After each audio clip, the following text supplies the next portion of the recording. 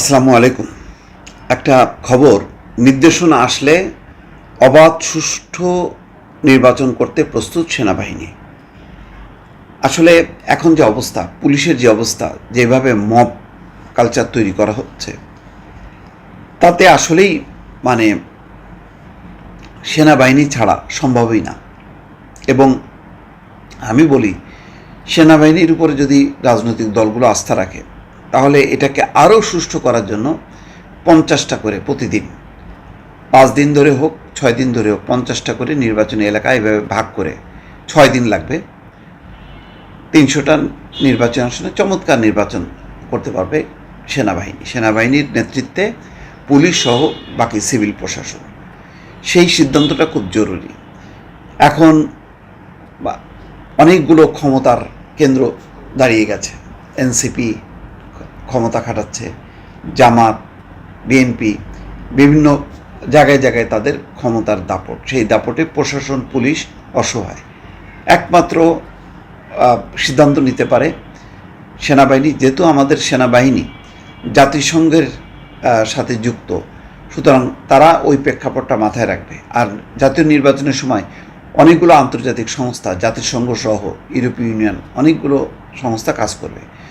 ফলে সেনাবাহিনীও খুবই আন্তর্জাতিক মানটা বজায় রাখার চেষ্টা করবে, যেটা অন্য কোনো পুলিশ প্রশাসন তাদের দ্বারা তেমনটা আশা করা যায় না।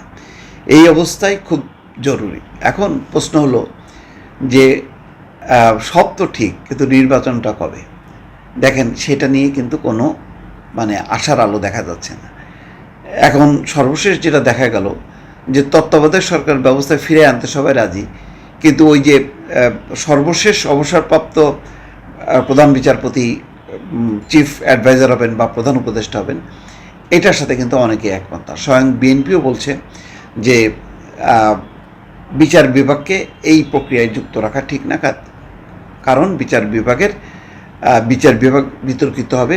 বিচার বিভাগের যারা জ্যেষ্ঠ বিচারপতি, তাদের নিয়ে একটা টানা হাসরা হবে, হিসাব করা হবে যে কে কখন রিটায়ারমেন্টে গেলেন এবং সে কোন দলের। এইভাবে এক ধরনের যেটা অতীতের অভিজ্ঞতার আলোকে সেটা করা হয়েছে। নিশ্চয়ই মনে আছে, সাবেক বিএনপির সময় এই অবস্থায় কিন্তু কে এম হাসানকে নিয়ে এরকম একটা পরিস্থিতি তৈরি হয়েছিল যে যেহেতু বয়স বাড়ানো হয়েছিল, সুতরাং আওয়ামী লীগ বলছে যে না, কে এম হাসানকে মানি না। তো এই নিয়ে অনেক রকম, তারপরে তো 1/11-এর সেই সূচনা। তো সুতরাং ওই অভিজ্ঞতার আলোকে এখন বিএনপির মতো রাজনৈতিক দলও বলছে বিচার বিভাগকে যুক্ত করা ঠিক হবে না। তাহলে কাকে যুক্ত করা হবে? অন্য কে আছে? এবং তার ব্যাপারে সবাই একমত হবে কিনা?